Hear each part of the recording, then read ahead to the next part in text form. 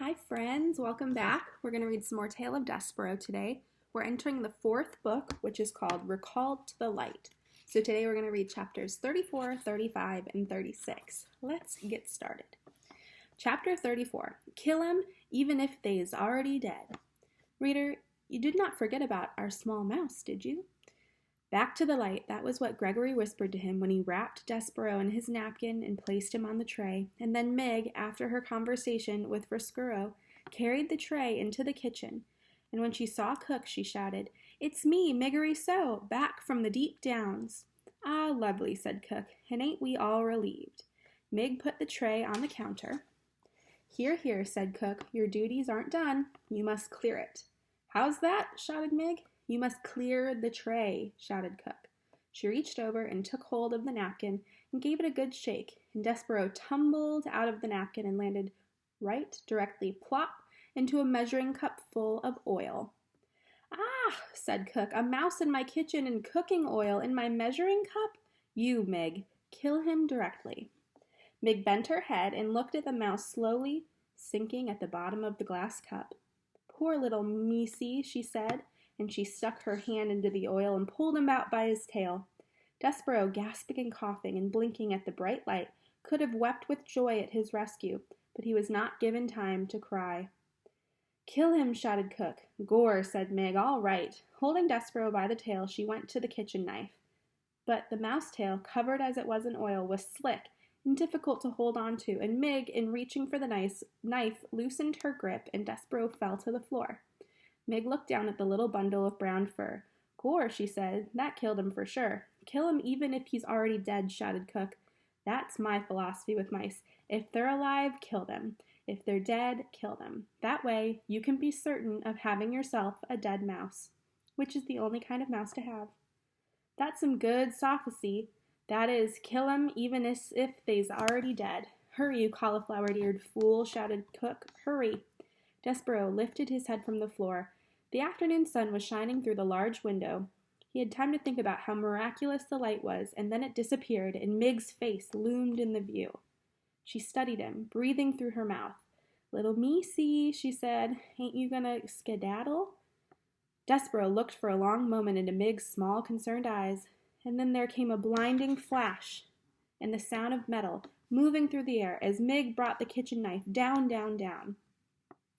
Despereaux felt a very intense pain in his hindquarters. He leapt up and into action. Reader, he scurried. He scurried like a professional mouse.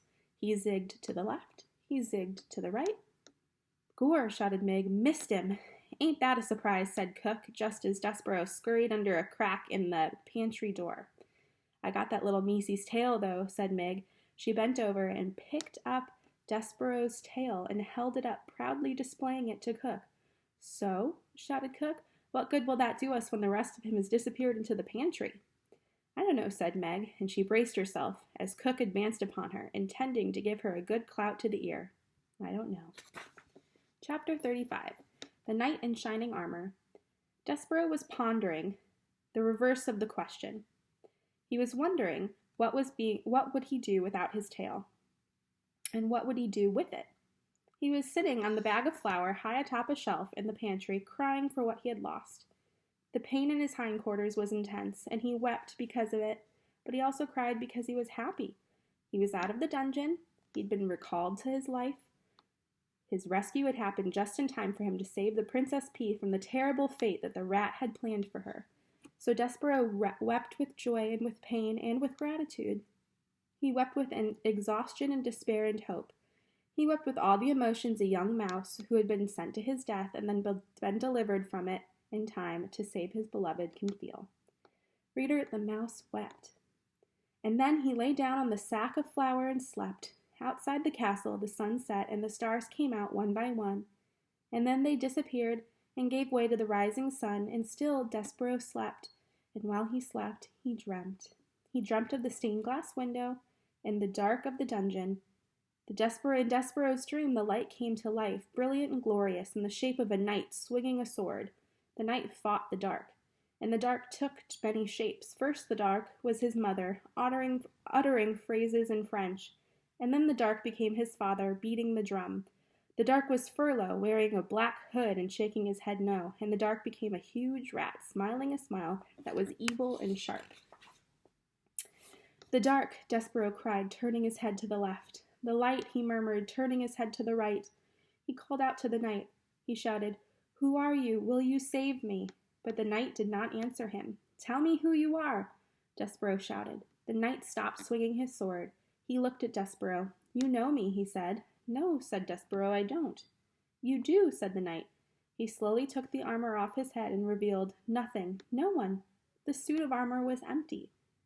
"No, oh no," said Despereaux. "There is no knight in shining armor. It's all just make-believe, like happily ever after." And in his sleep, reader, the small mouse began to cry. Chapter 36. What Mig Carried. And while the mouse slept, Roscuro put his terrible plan into effect. Would you like to hear, reader, how it all unfolded? The story is not a pretty one. There is violence in it, and cruelty, but stories that are not pretty have a certain value, too. I suppose everything, as you well know, having lived in this world long enough to have figured out a thing or two for yourself, can't always be sweetness and light. Listen, this is how it happened. First, the rat finished, once and for all, the game he had started long ago. He chewed through Gregory's rope, all the way through it, so that the jailer became lost in the maze of the dungeon. Late at night, when the castle was dark, the serving girl Miggery Sow climbed the stairs to the princess's room. In her hand she carried a candle, and in the pockets of her apron were two very ominous things. In the right pocket, hidden in case they should encounter anyone on the stairs, was a rat with a spoon on his head and a cloak of red around his shoulders.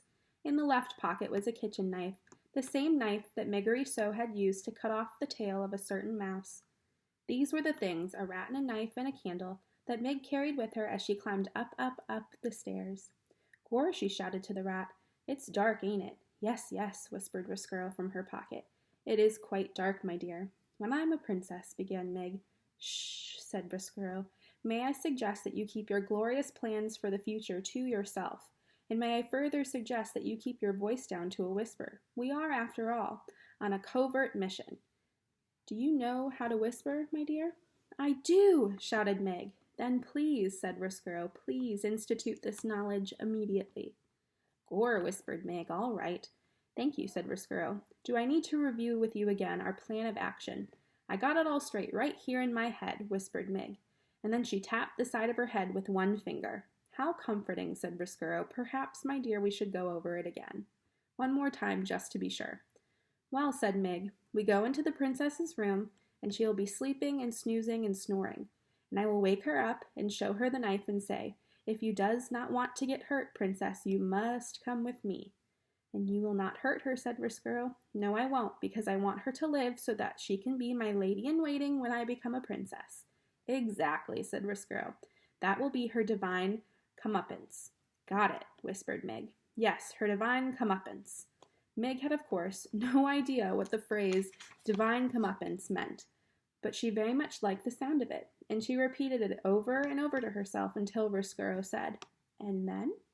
"And then," continued Meg, "I tells her to get out of her princess bed and come with me on a little journey." "Ha," said Roscuro, "a little journey, that is right. Ha, I love the understatement of that phrase. A little journey. Oh, it will be a little journey. Indeed it will." "And then," said Meg, who was now coming to her favorite part of the plan, "we will take her to the deep downs, and we will give her some long lessons in how to be a serving girl, and we give some short lessons in how to be a princess, and when we is all done, we switch places. I get to be the princess, and she gets to be the maid. Gore." Reader, this is the very plan that Roscuro presented to Meg when he first met her. It was, of course, a ridiculous plan.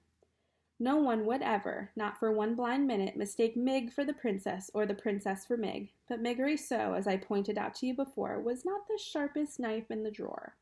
And reader, she wanted so desperately to become a princess. She wanted, oh, how she wanted.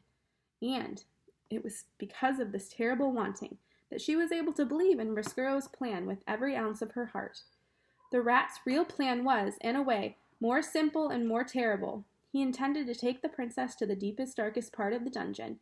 He intended to have Mig put chains on the princess's hands and her feet, and he intended to keep that glittering, glowing, laughing princess there in the dark forever. That's it for today. I have your questions in the description box below. Go ahead and answer those for me, please, and thank you. I'll see you next time.